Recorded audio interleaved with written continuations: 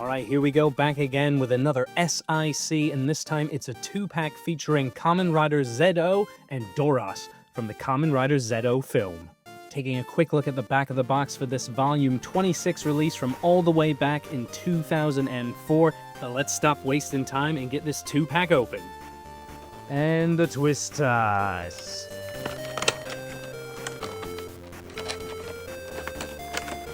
Right out of the package, in my hands for a few seconds, these might be the best S.I.C figures I've had yet. I'm going to try to be gentle with them so that we don't have another Hakaider incident on our hands, but let's see what these guys come with. We've got 2 of these Doras spheres. One's plastic, one's actually metal.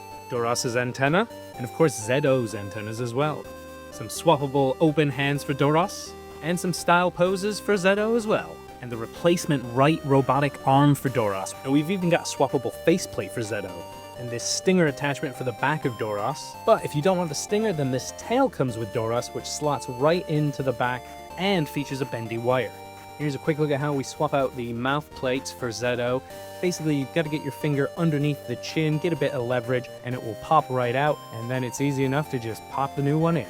You can take a look here at how the chest cavity opens up on 4 little ball pegs, and then a little metal piece can go in there.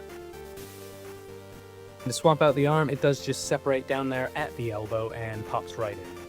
And here's the stinger that we talked about earlier. It took a little bit of pulling to get out, but once you do, then of course the tail is going to slot right in here to his butthole. Alright, articulation time, and what can I say? They're S.I.C figures, we sort of know the deal by now. You can get some range of motion out of them, but they are over 20 years old, so they're not going to be as hyper-articulated as everything that's out there nowadays.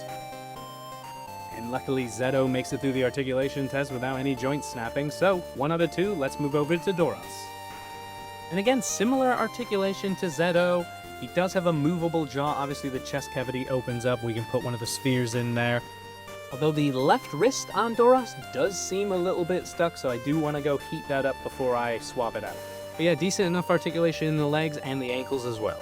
So yeah, that was a brief look at the articulation, but let's get these guys into some poses and take a closer look. I am starting to sound like a broken record because I am just in love with the Super Imaginative Chogokin line. Really happy to have representations of these 2 characters, especially because I just watched this film for the first time and really fell for it. It was completely my jam.